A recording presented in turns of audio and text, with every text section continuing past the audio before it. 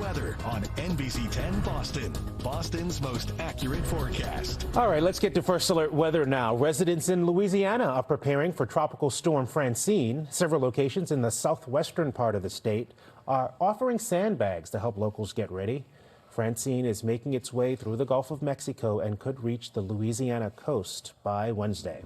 A first alert Chief Meteorologist Pete Bouchard back now with us. Pete, we hear you just got some new data on Francine. What's the latest? New information. Yeah, it's expected to be a Category 2 at landfall, so strengthening Francine is what we're looking at. Although not a hurricane yet, winds to 65. It is moving north and then northeast through tomorrow. 100-mile-per-hour sustained winds by Wednesday morning and perhaps a Category 2 at landfall, then quickly weakening as it heads up through the Mid-South, right through Memphis, right over the Mississippi River Valley.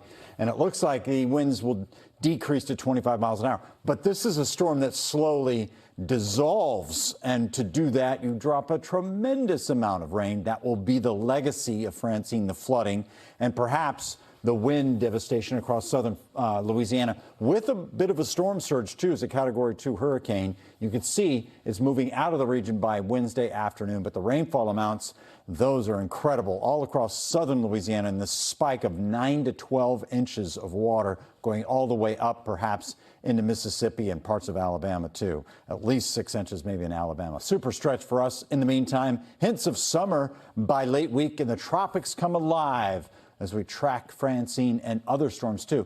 Not saying that there's a drought, but it's a little dry in Nantucket and also through the Merrimack Valley, Cape Ann, the seacoast. This has been ongoing for a good part of the summer. We've never really banished a lot of that dry air, or dry weather, I should say, across the seacoast in the Merrimack Valley. We've had some reprieve here. It's not necessarily a drought as much as it's the top layer of topsoil is drying out, all right? So it's easily remedied with the hose and some watering. 54 is our dew point. Those have come up, the dew points.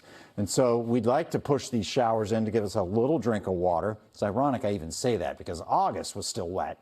And we've had a semi-wet summer in some respects, especially across western New England. But these showers are fading quickly, and I don't expect much out of them other than maybe a sprinkle. And then the clouds are breaking up first thing in the morning. So we're back to sunshine, back to beautiful weather, and that northwesterly breeze will be going through the day tomorrow to keep us nice and dry.